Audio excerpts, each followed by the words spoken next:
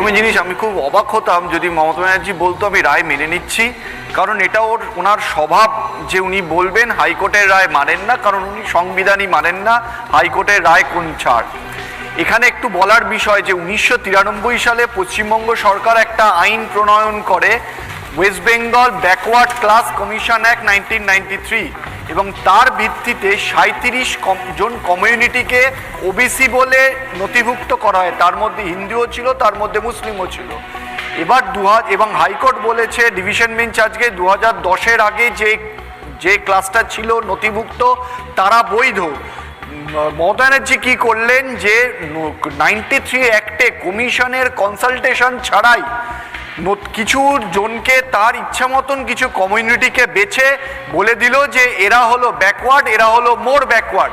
কিন্তু এই ব্যাকওয়ার্ড আর মোর ব্যাকওয়ার্ডের বিচার করবে কি করে? যে সোশ্যালি ব্যাকওয়ার্ড, যে ইকোনমিক্যালি ব্যাকওয়ার্ড, যে এডুকেশনালি ব্যাকওয়ার্ড, এই বিচার করা হলো না। তাতে কি হলো? যারা সত্যিকারের পিছিয়ে পড়া সমাজে পিছিয়ে পড়া শ্রেণী তারা আজকে সুযোগ পেল না, কিন্তু যারা প্রতিপত্তি, যাদের অনেক কোনোভাবে তারা ব্যাকওয়ার্ড না সোশ্যালি, না ইকোনমিক্যালি, না এডুকেশনালি, তারা আজকে এই ওবিসির সংরক্ষণে যুক্ত হয়ে গেল।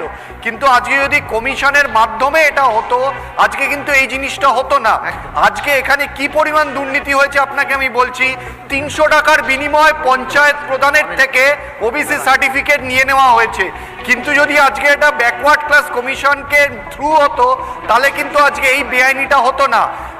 2010-এর আগে যে 37 জন শ্রেণীকে ব্যাকওয়ার্ড বলে বলা হয়েছিল, তাদের কিন্তু আজকে হাইকোর্ট বৈধ বলেছে, কারণ সেটা 93-এর আইন মেনে হয়েছে।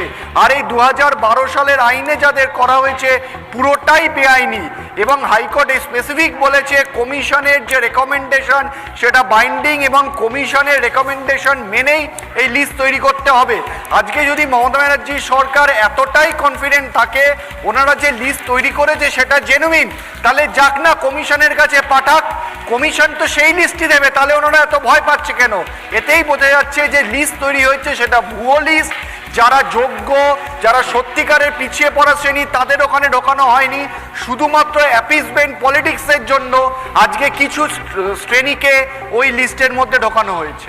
একদমই তাই। শুধুমাত্র ভোট ব্যাংক রাজনীতির জন্য, শুধুমাত্র নির্দিষ্ট ভোট ব্যাংক তৈরি করার জন্য এইভাবে কোথাও কোটার মধ্যে কোটা আলাদা করে